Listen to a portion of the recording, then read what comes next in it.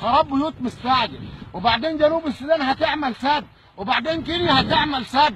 السد دول اللي هم بتوع حوض النيل، كل دوله هتعمل سد واثنين وثلاثه عشان خاطر تصدر الكهرباء، وكله على حساب مصر.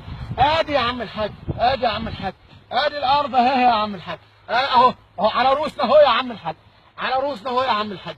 ادي يا عم الحاج المغله اهي، خراب بيوت مستعجل. مش مصدقني؟ تعالى شوف الترعه، الترعه ما فيهاش نبعه ميه. الله يخرب بيت ابوك عبد الفتاح السيسي، عبد الفتاح السيسي خراب، عبد الفتاح السيسي خرب بيت ابوك.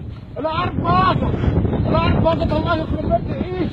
نهار ابوهم اسود.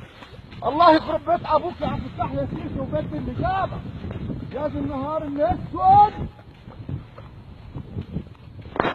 الجيد اهو، الجيد اهو ما فيش ميه مشيت فيه، بقى لها شهر ونص، بقى لها شهر ونص الميه مش ماشيه فيه. ادي الجيد اهو، الجيد اهو. فين الجيد؟ ادي خراب بيوت المستعجل اللي احنا خدناه من عبد الفتاح السيسي. عبد الفتاح السيسي اللي باعنا، عبد الفتاح السيسي احنا خدناه ركوبه لكل الدول. الترعه اهي، تعالى اتفرج عليها.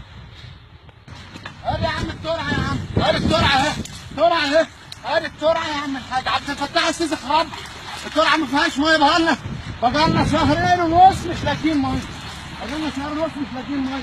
نهار ابوك اسود يا عبد الفتاح السيسي، نهار ابوك خرى علينا وعلى روسيا. باع حصتنا في النيل.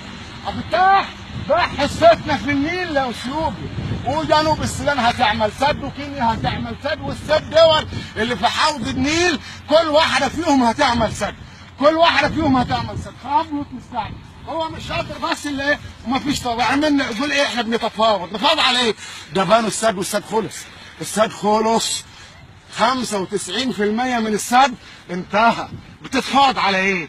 هو عمال يقول احنا بنتفاوض، تتفاوض على ايه؟ تتفاوض على ايه يا ابن الله يخرب بيتكم بيت ابوهم. منظومه فاشله وحكومه فاشله، والشعب المصري ما عادش هيلاقي ياكل، الشعب المصري هيعطش يا ولاد. خراب بيوت مستعجل. وصلى الله على سيدنا محمد.